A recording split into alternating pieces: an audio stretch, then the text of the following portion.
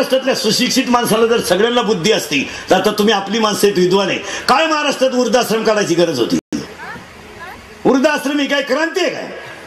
वृद्धाश्रम ही हिंदू संस्कृतीला लागलेला कलंक आहे महाराज. का असावा वृद्धाश्रम? का असा?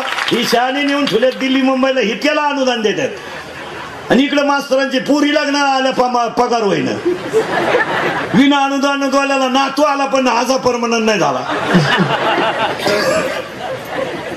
त्याला नातू आला पण तो आजा परमनंट नाही झाला. मग तो नातू त्याला म्हणला का झक मारा शाळेत जातो का? माझ्या शाळेत भात मिळतो, तुला पगार मिळा ना.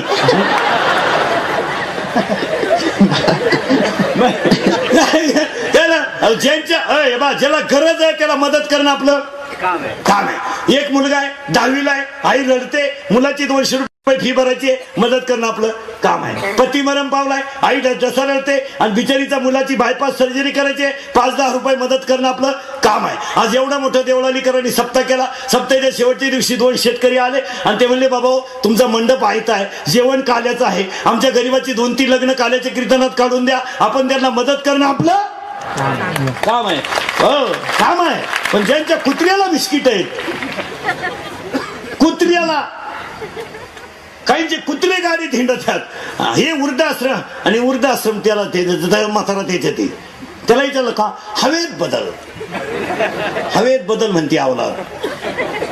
काय करायचं काय? 500 एकर जमीन आणि एकच पोरगी, पेपरला गेली आलीच नाही.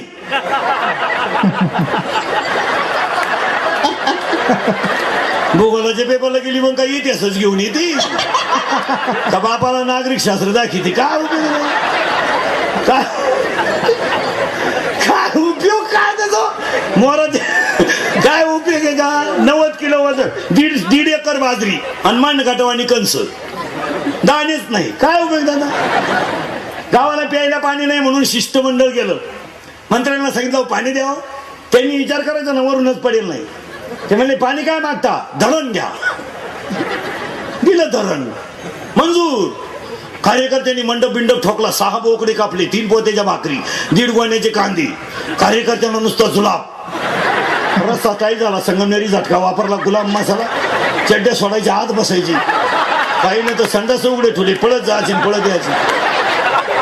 आणि मग धरणाच्या उद्घाटनाला मंत्री आला आणि मंत्र्याचं भाषण झालं, गावात विकास आला, गावात विकास.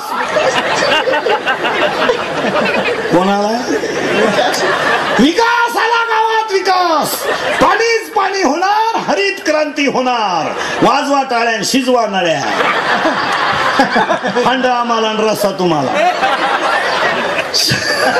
6 वर्ष त्या तलावात पाणीच नाही आलं. मग आता माऊलीच्या वाव्या ऐका, गोष्ट नाही, माऊलीच्या वाव्या आहेत. मोराच्या पिसळ्यावरचा डोळा, प्रेताला केलेला मेकअप, प्रेताला केलेला मेकअप, मुंडकं नसलेल्या स्त्रीच्या गळ्यातलं सोनं, शिळीच्या गळ्याला लोंबलेलं सड, गाईच्या काशीतलं गोचिड, गाळात राहणारा बेडूक, बांधावर वाढणारं एरंड, दाणे नसणारी बाजरी, पाणी नसलेलं धरण आणि संस्कार नसणारं घरानं सारखाच माझी भक्ती भीन जळो जियाचे जियाले. 12 वर्ष पुरावे वव्या पाहून घ्या. MA काय कोणी खात नाही. 5 लाख DED शिल्लक आहेत सध्या. 5 लाख 6.5 लाख MA शिल्लक आहेत आणि 10वी 12वी ट्रकाच्या ट्रक आहेत. यादीत धरायच्या नाही. हा, काहींना पाहुणे येईन, काहींना आले ते देईन, काहींना दिली ती राहीन, काहींना राहिली तिला पोर होईना, असं काय नाही. हा, एकदा सीझनला बाहेर काढतात, गणपती उडवाय, नवरदेव मिरवाय. मग आता हे लग्न न झालेली पोर आहेत ना, हे नवरदेव नाही होणार. याशीच गणपती बुडवाया. बांगो बांगो बांगो.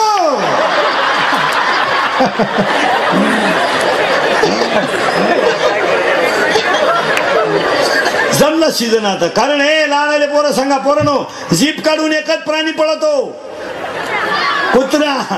तोय बी एकच महिना.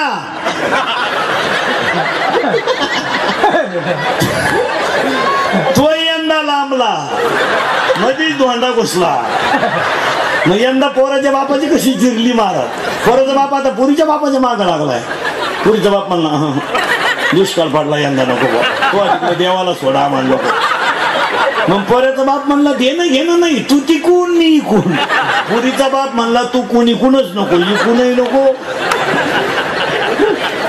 इकूनही नको. मग ज्यांची जमले त्यांचे कसे जमले माहिती का? आता बँड मंडप माग, जेवण प्याक. पुढच्या वर्षी पुरीच्या लग्नाचा टोटल खर्च पोऱ्याचा बाप करणार. पुरीच्या बापाने फक्त पंक्ती दिंडायचं, भरपूर जेवा, लय दिसणं ना.